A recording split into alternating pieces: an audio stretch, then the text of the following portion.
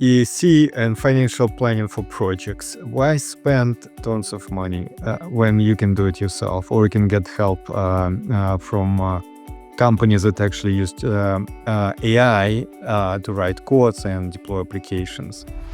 What you see on my screen is EAC planning applications that I developed using ChatGPT and Groq. It takes some efforts, it takes some time to actually develop it, but it works. I was able to deploy it within a few weeks, making it a bit more complex, maybe it may take a month. And then, adding your ERP into the system, linking everything, it may take a bit of time, but it's not going to take as much time as typical EAC planning application. Design, development, and deployment, and then training, which can stretch into months and cost hundreds of thousands, up to $1 million, maybe more sometimes, depending on the complexity of the system.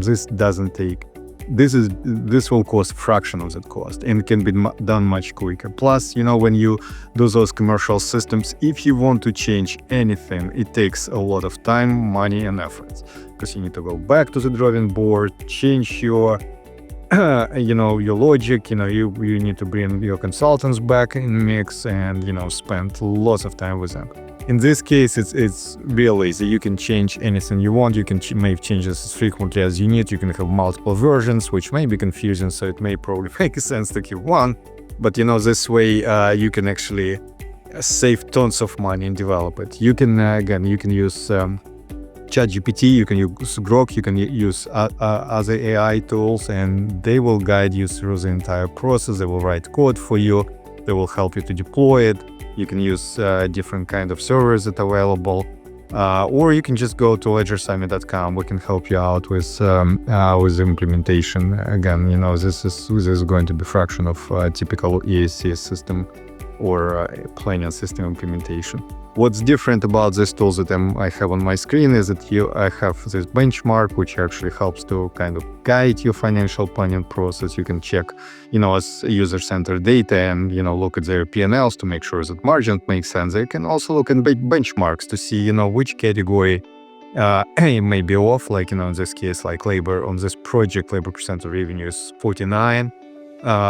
Usually it's 45.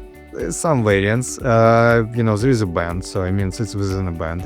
It's nice little guardrails that helps you to guide your financial planning process, and you can install those guardrails for anything. You can look at data across month, across periods. You can measure yourself against your projects. You can find even benchmarks for the industries and for best practices, and try to add it to your process to improve quality of your planning process. So yeah, go to LedgerSummit.com. Thank you. Bye.